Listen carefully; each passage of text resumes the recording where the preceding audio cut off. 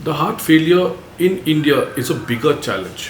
When you look at the global age, it's around 73 years of mean age when the patient gets heart failure. In hospital mortality is 3.8%. Post discharge mortality at 6 months is 8.6%. But when you look at India, the mean age of patients is 53 years, very young.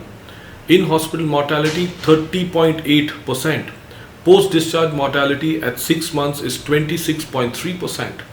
So patients with heart failure in India are affected at a younger age. They have a very high mortality rate both in hospital and also after discharge. The inter-CHF study clearly stated that the youngest cohorts at baseline exist in Africa and India, and the highest mortality rates are in these countries, 33.6% in Africa and 23.3% in India.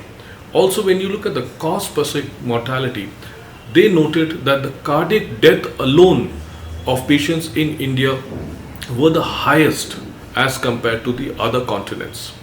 So the prevalence of heart failure in India, what are the truths?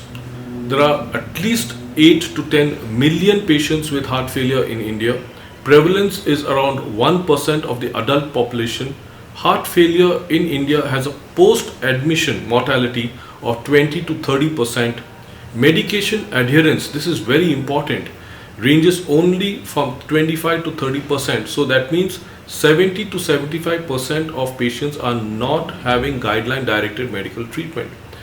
The age, India has a relatively young population of heart failure, and incidence of diabetes in our Indian population is very high, to the tune of 54.9%. This is according to the Trivandrum Heart Failure Registry. And the incidence of hypertension in heart failure is 42%. So the most common cause of heart failure in India is ischemic cardiomyopathy, and the most common cause of ischemic cardiomyopathy is essential hypertension. So going back, if you are able to prevent hypertension because of lifestyle, modify the lifestyle and reduce the incidence of diabetes mellitus in our patients, we will be able to actually prevent heart failure as an epidemic. So what are the key points when you look at heart failure in India? 3 out of every 5 patients died during the 5-year follow-up with a median survival of approximately 3 years.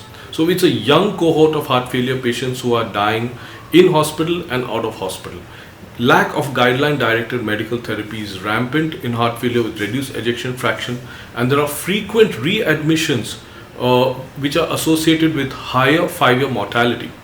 Only 25% of patients who are discharged at the index hospitalization receive guideline directed medical therapy. So it's very important for clinicians like you and me to understand and to educate our friends that after the index hospitalization for heart failure, during the point of discharge, we have to place the patient on guideline directed medical treatment.